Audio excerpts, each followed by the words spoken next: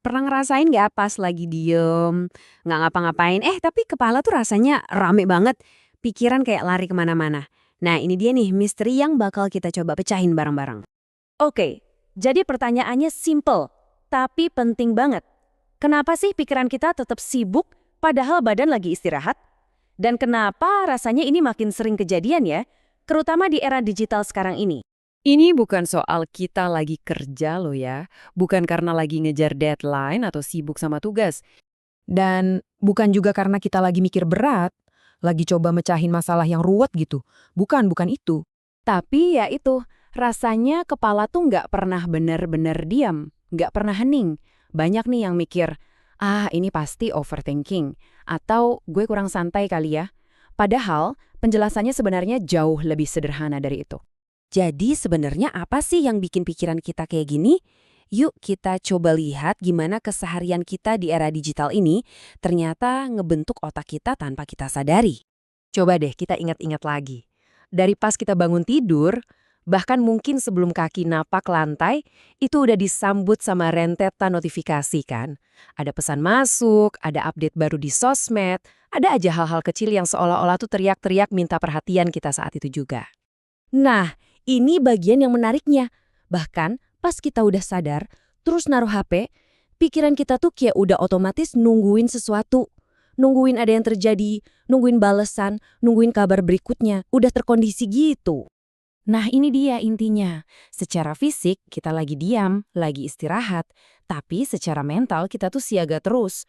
Ada semacam disconnect gitu antara badan sama pikiran. Oke, ini ngebawa kita ke penjelasan utamanya. Kondisi selalu siaga ini tuh bukan terjadi gitu aja, bukan acak-acakan. Tapi ini adalah respons sistematis dari otak kita terhadap lingkungan modern. Coba deh kita bandingin ya. Zaman dulu, rangsangan atau informasi itu datangnya ada jadwalnya, ada jedanya. Sekarang, wah, sistem digital itu jalan terus 24/7, non-stop, tanpa batas. Nah, akibatnya apa? Otak kita ini pinter dia, jadi beradaptasi. Prosesnya logis banget kok, karena terus-terusan dibanjiri stimulus, perhatian kita terus-terusan ditarik, lama-lama otak kita belajar satu hal. Oke, gue harus selalu siap. Ini bukan karena kita pengen loh, tapi murni karena kebiasaan. Oke, sekarang apa dong akibatnya? Apa harga yang harus kita bayar dari kondisi mental yang selalu aktif ini? Dampak utamanya, dan ini ke emosi kita, adalah otak kita jadi kebiasaan sama rame. Jadi pas lagi hening, pas lagi sepi, itu rasanya malah jadi nggak nyaman, aneh gitu. Ketenangan malah jadi terasa asing. Terus yang pertama banget kerasa di kemampuan berpikir kita. Fokus kita jadi makin pendek. Susah banget rasanya buat konsentrasi ke satu hal dalam waktu yang lama. Bener nggak? Berikutnya, kita jadi gampang banget capek. Capek mental ya. Ini bukan capek karena habis kerja berat, tapi karena otak kita itu nggak pernah dapat jeda buat benar-benar istirahat. Dan yang ketiga, kondisi siaga terus-menerus ini bikin kita jadi susah buat mikir yang dalam. Tahu kan pemikiran yang butuh suasana tenang, yang butuh kontemplasi, nah itu jadi susah banget. Dan mungkin kalimat ini ngerangkum semuanya dengan pas banget ya. Perasaan sibuk terus, tapi kok kayaknya nggak maju-maju. Frustrasi kan? Banyak banget dari kita yang ngerasain ini. Nah sekarang kita masuk ke bagian terakhir, dan ini penting banget. Bagian ini bakal ngubah cara kita ngelihat semua perasaan tadi. Intinya, ini bukan salah kamu. Soalnya kan kita sering banget ya nyalahin diri sendiri, mikir kalau kita ini kurang disiplin atau kurang bisa ngontrol diri. Tapi, apa benar kayak gitu? Jawabannya tegas, bukan. Dan semoga ini bisa bikin kamu sedikit lebih lega ya. Ini bukan soal masalah personal kamu, tapi ini soal adaptasi.